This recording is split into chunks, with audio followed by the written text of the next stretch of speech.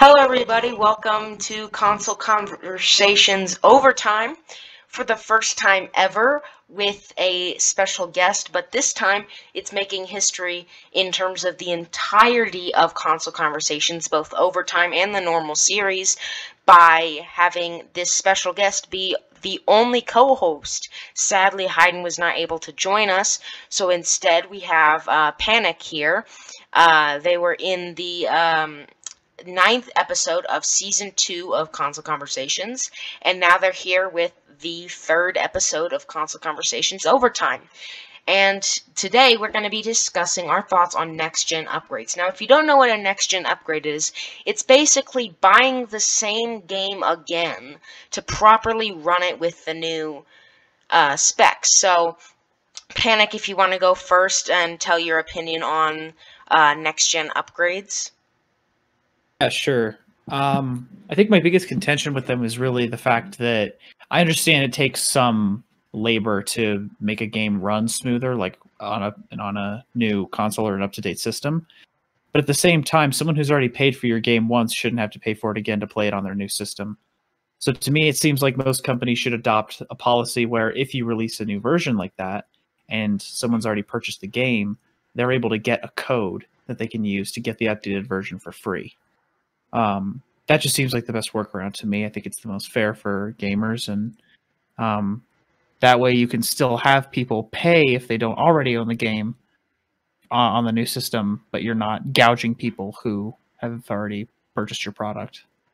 Yeah, and it's really kind of just not fair, because if you look at certain games, they automatically allow you to do that. And like you said, yeah, it's very time-consuming and hard to do, but, I mean, it's, at the very least, you're right, you should have a code, you should allow them to get it for free, because, and also, for me, I'd say, wouldn't it be easier to just put out an update for the original game for next-gen systems to make it run better, rather than package, release an entirely new version?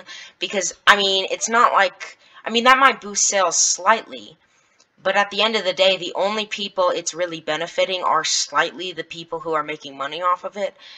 So really, it's not good for the consumer at all, and you're basically just paying for the same game again. So it's not really fair to anybody.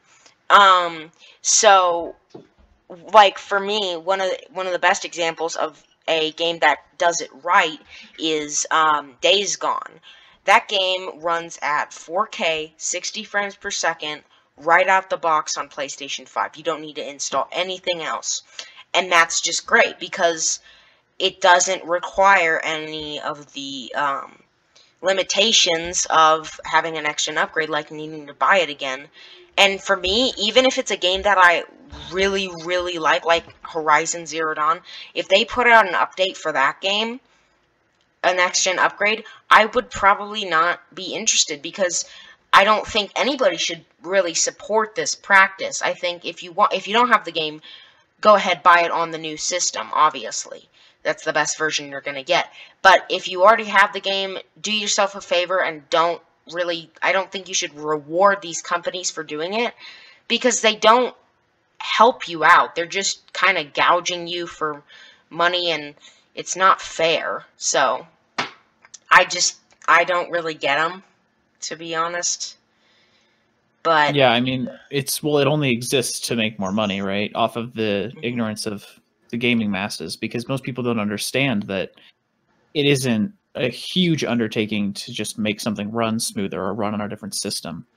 So they can put up a facade as though, oh, we completely remade the game from scratch, so pay us again for it, even though that's complete farce. Yeah. Well, I mean, if you look at, like, Nintendo even, which they constantly do stuff that's very bad for the consumer, and I really don't like it, but I have to give them credit. Like, every time they have a backwards compatible system, they make sure that every single game is going to run way better. Like, the Wii U, it runs Wii games, and they look amazing on the Wii U, like way better. I think some of them even run at 60 frames per second. And like the Game Boy consoles, you know, they'd update all the Game Boy games to be played in color on the other Game Boy systems and all of that. So they've always done a good job of that, and Sony themselves, all their first-party games, at least most of them, have done that, where they've done 60 frames per second, and that's very good. A lot of them have haptic feedback, but I just think it should be a universal precedent, because, like, it's not like the next-gen consoles, you know, leapt out of the shadows and surprised these game developers, and they had to scramble to make a next-gen upgrade. They knew about this for years, that it was coming. So, honestly, what some of them should have done is made a next-gen upgrade from the very beginning, at the start of their game development, with games that were coming out very close to the PS5. I think that would have benefited them. And, you know, even if they didn't do that, just at least allowing people to experience something on their new systems, because not everybody has, like, an experience they want to have on the new consoles. Like, look at the Xbox. It barely has any games that aren't, like, on Xbox One. Like, barely any. I don't think there are any right now.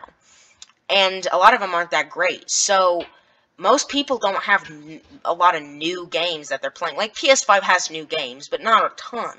So allowing people to experience the next-gen hardware on an older game that they're familiar with, I think that shows off the hardware better. So it does benefit the console manufacturers themselves as well. And it's not that hard for the